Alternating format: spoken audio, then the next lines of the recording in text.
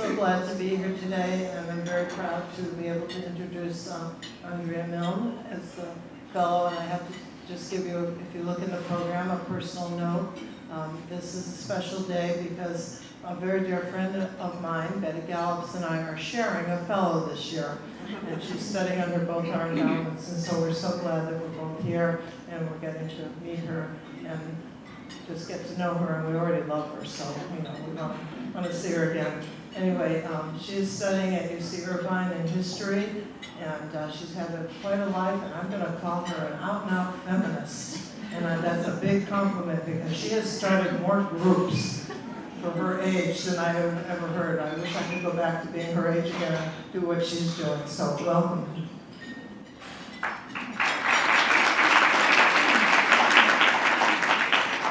Well, thank you so much for that incredibly generous introduction. And thank you so much for having me and for allowing me to be a part of this incredible community. There's so much that I want to say. I will first say, just in case there's anyone else in the room, I'm a proud graduate of the Seven Sisters. I went to Bryn Mawr, so if there's any of you out there, hey.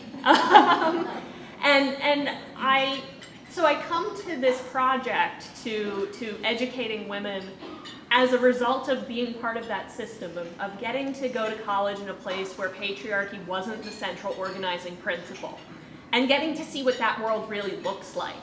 And it was an incredible world. And it was incredible to see what people could do, what people could achieve. And so I decided to pursue that further and to see if I couldn't create that environment other places in the country. And I decided to do that through history, as Judy mentioned. I'm a historian of 20th century United States. My subfield is gender and sexuality studies, but I also work in medicine. Specifically, I'm a historian of patient advocacy around HIV/AIDS. So what I look at is the people who, sort of the unsung heroes of stigmatized diseases. I have an article forthcoming with the Journal of Women's Studies that looks actually at women who were interned in what was a leper colony here in Louisiana, and the work they did, the way that they used their femininity specifically and marshaled the rhetoric around what it is to be a woman to advocate for ending quarantine for people with Hansen's disease. So this intersection between disease and gender is something that's really important to me. My dissertation has become sort of a strange love of my life in that I stumbled upon 15 boxes of materials at an archive in San Francisco and got access to the story of the 12 nurses who started the first AIDS ward in the country at San Francisco General Hospital.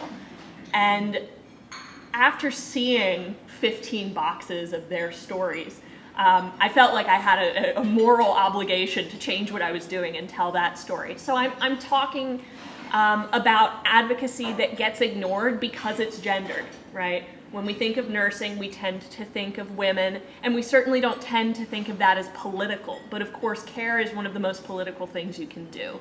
And so I'm really invested in pointing out the ways that women in caring, right, in very much the same way you all are caring for me, are making a political investment. What does this award do for me? It does a tremendous amount. It means that I won't be teaching this year, which, although I love teaching, would have been a very serious drain and probably would have meant I wouldn't have been able to finish my dissertation this year. So I'm not teaching this year. I'm currently finishing my dissertation. I'm on the job market applying to jobs. I'm very excited about that, and this is a good year. Apparently everyone wants historians of LGBT health, so I don't know how that happened, but the timing was right. So hopefully I'll have a job when this is all over. But I also get to focus more attention on my advocacy work, and I do have a lot of groups there are a lot of groups. I started a group on my campus this year called the Feminist Illuminati. And we are out there spreading an agenda of world domination. We're trying to make campuses safer spaces for women, and specifically for women who identify as feminists. With the rise of the men's rights movement, which is inherently contradictory, and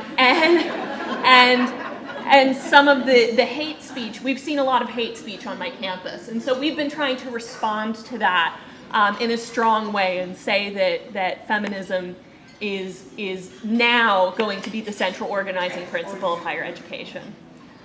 So I'm doing that. I work on the Coordinating Council of Women in History, the Western Association of Women Historians, and I am trying to mentor women, young women, undergraduate women, who are learning what feminism is for the first time.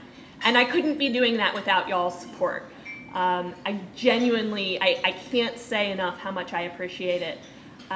The other thing that I wanted to tell you, because I don't know that you even necessarily knew this when you gave me the opportunity to do this work, is that I'm also living with a disability.